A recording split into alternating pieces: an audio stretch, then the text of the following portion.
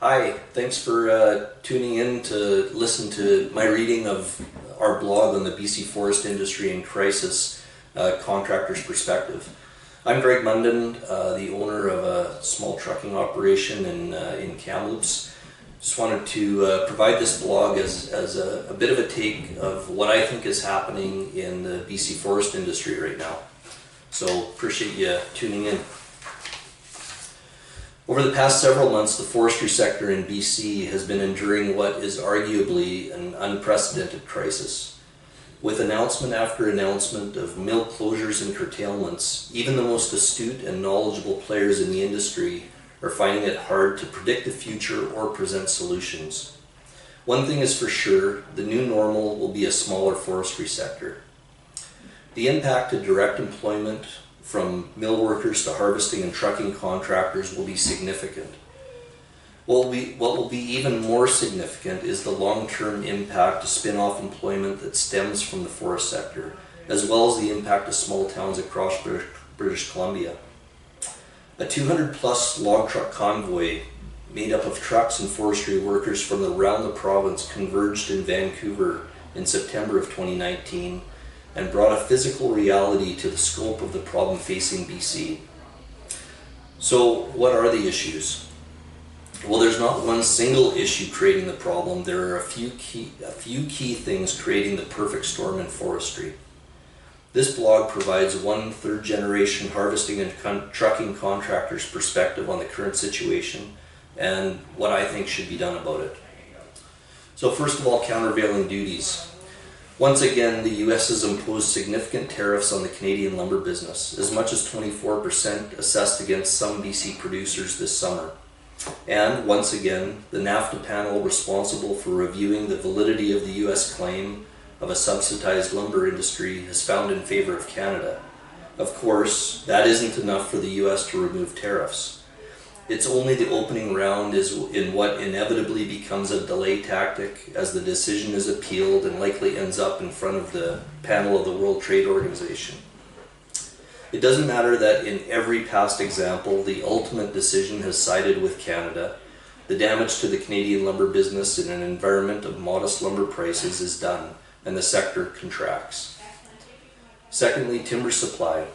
After a decade of record harvesting activity as a result of the end of the mountain pine beetle epidemic, the government's recent reassessment of the long-term timber supply, coincidentally at the same time as modest lumber prices are combining with US countervailing duties, is really the second element to creating this perfect storm. Of course, we all knew this day was coming. What the harvesting and hauling contractor group in many cases didn't realize was the scope of the cut reductions coming.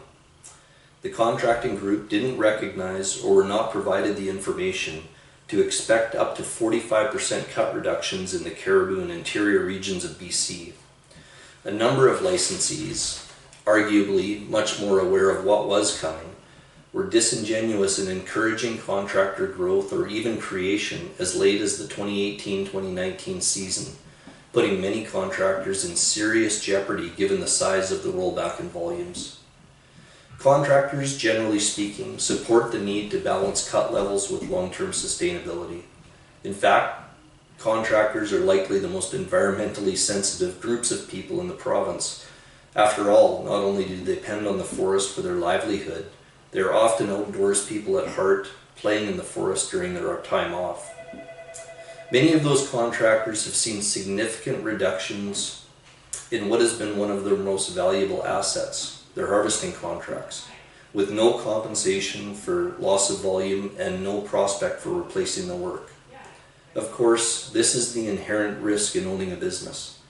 Unfortunately, this is a business where most of these contractors have paid significant amounts for their harvesting or hauling contracts, and in most cases that's $8 to $12 a cubic meter for harvesting volume alone. Not to mention the capital-intensive, high-cost equipment needed to actually produce logs. Next, the BC stumpage system. Arguably, in my mind, the most serious and unique situation facing the BC forest sector is the stumpage system.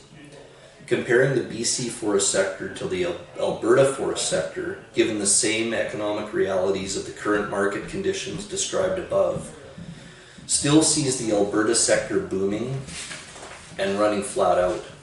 No Alberta mill curtailments or closures. So what's the big difference? It's the calculation of stumpage. The BC stumpage system, a complicated formula that I won't try to explain in detail in this blog, nor do I totally understand, has one fundamental issue. It trails the market by 300 days. Conversely, the Alberta stumpage formula trails the market by only 30 days. This very significant fundamental difference allows the Alberta system to adjust to current market pricing within a month.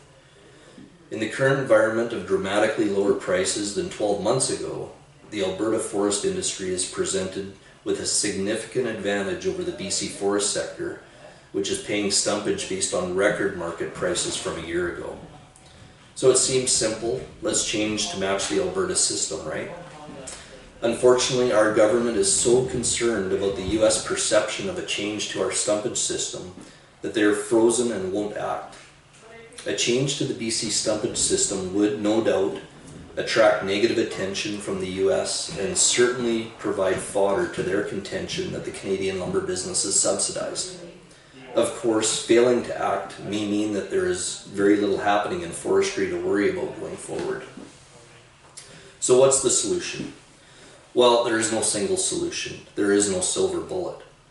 Certainly, the fundamental laws of supply and demand are the most significant influence on pricing and the ability of the BC forest sector to be profitable. Demand is not what it was a year ago, influenced mostly by US housing market. That said, demand is still reasonably healthy, the US economy reasonably robust. Even lumber prices, absent the US tariffs, would be manageable for most mills today. The annual allowable cut, while reduced to levels most contractors would never have contemplated, is set at a level that provides for sustainability. This is a concept that, while hard to navigate from a contractor business perspective, is understandable and conceptually supported by industry. Unfortunately, the timing couldn't have been worse. Phasing those reductions in over 2 or 3 years, rather than 2 to 3 months, which happened this summer, would allow the licensee and contractor base to adjust to new cut levels in a responsible way over time. What is not understandable or acceptable is a stumpage system that is out of touch with the realities of the marketplace. What is also not acceptable is a government that refuses to make tough decisions to fix the problem for the long-term betterment and sustainability of the industry. Sure, we will endure the wrath of the US lumber lobby, but our system and industry is currently broken and the pain is already at unconscionable levels. Many would like to blame the current government for stumpage issues we're enduring. This is not a one-party issue, and equal responsibility can be placed on previous governments in failing to proactively deal with this issue. Regardless, it is incumbent on the party in power to be bold in making decisions to address the issues that the province faces.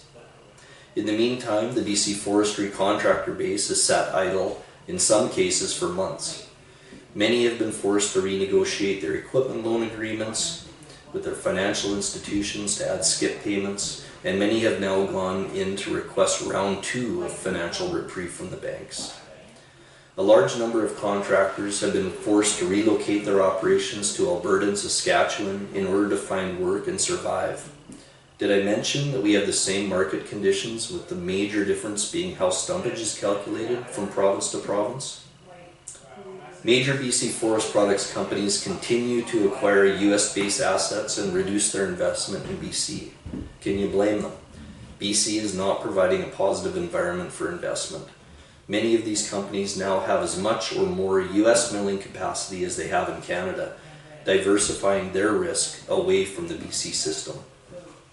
Action is needed now by our provincial government in order to salvage a forest sector which is running perilously close to devastation.